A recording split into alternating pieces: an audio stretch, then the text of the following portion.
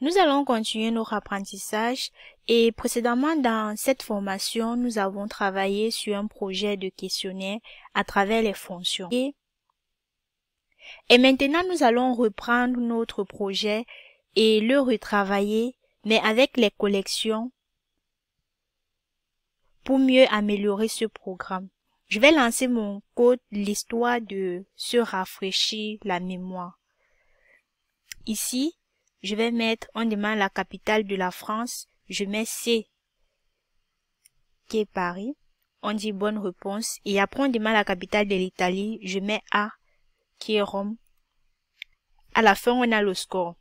Donc ça, c'était le projet qu'on avait fait et ceci avec les fonctions. Maintenant qu'on connaît les tuples et l'utilisation des listes, on va reprendre ce projet et voir comment aller plus loin en l'améliorant. On va voir comment structurer les données et c'est très important car si nous ne savons pas comment bien structurer, nous allons toujours mélanger les données avec la partie du code. Et à cause de ça, nous ne pourrions pas avoir un programme évolutif qui permettra de récupérer plus de données. Vous voyez qu'ici, nos données sont directement liées au code et on ne peut pas facilement le récupérer à partir d'un fichier ou d'un serveur web. Donc, c'est très important de séparer les deux parties, c'est-à-dire avoir un côté code et l'autre côté données.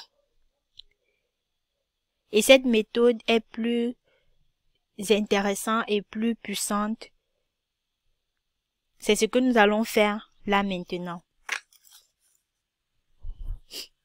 Imaginez un seul instant qu'on avait exporté ou importé nos données dans le fichier afin de l'exploiter. Et qu'on voulait l'exploiter en dehors du code. Cela ne sera pas possible. Et les données ne pourront pas fonctionner car c'est directement lié au programme. Donc on ne peut pas l'exploiter en dehors du programme. Nous allons commencer par restructurer notre programme. On va dire qu'ici, je commente notre question comporte un titre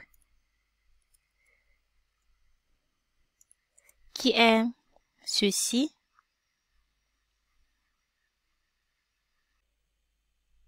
Des réponses qui sont ceci. Mais ici, je vais mettre dans un tuple et qui comporte aussi une bonne réponse. Et je vais mettre C. Mais si l'utilisateur change l'ordre des réponses, cette méthode nous renvoie une fausse réponse. Donc la bonne façon serait de mettre directement le nom de la bonne réponse. C'est-à-dire ici, je vais mettre directement Paris. C'est une très bonne approche, surtout s'il arrive que nous avons 1000 à 10 000 données qu'on veut traiter. Mais cette approche a comme inconvénient la duplication, vu qu'on duplique la réponse, la bonne réponse. L'autre approche serait de supprimer ceci.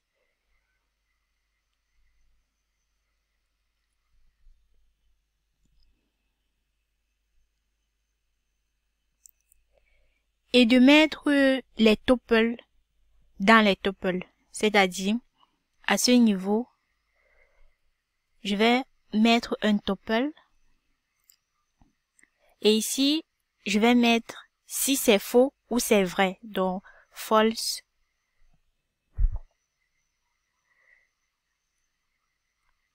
Je fais la même chose ici.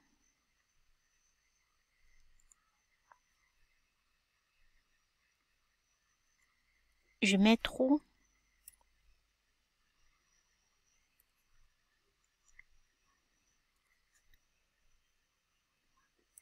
et je mets false.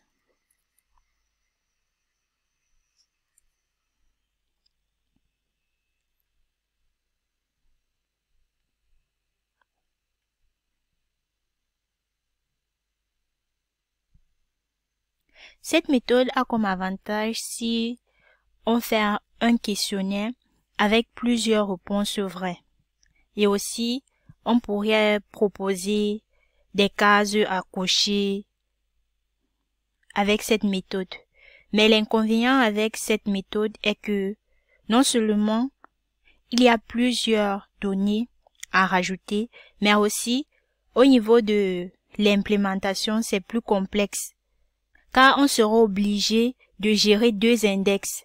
L'index 0, on a l'index 0, 0 qui est Marseille et 0, 1 qui est false. Donc, on va reprendre notre méthode avec la bonne réponse.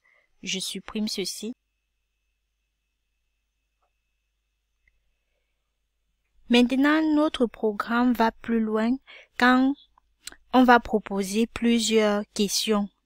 Donc, on aura une liste de questionnaires. Donc ici, on va faire un questionnaire qui comporte plusieurs questions. Et on va le rendre en liste. Et ce dictionnaire va comporter les questions. Je vais créer un tuple avec une première question. Question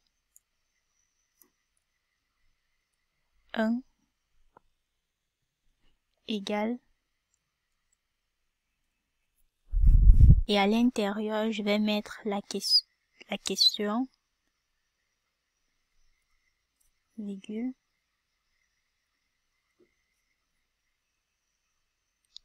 virgule, et je crée un tuple qui comporte les réponses, virgule, et je mets la bonne réponse qui est Paris.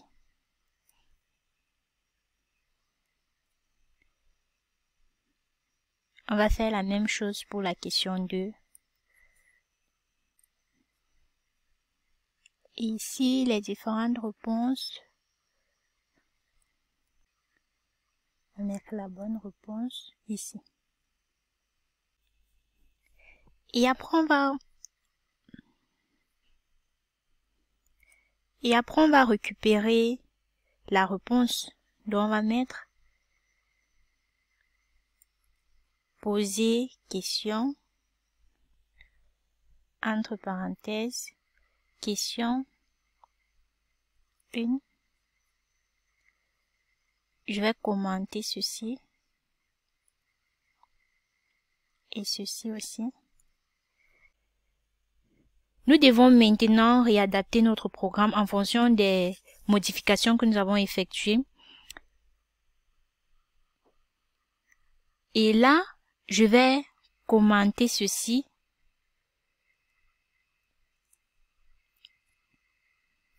Et ça, je décommente ceci pour que vous voyez comment ça doit s'afficher au final.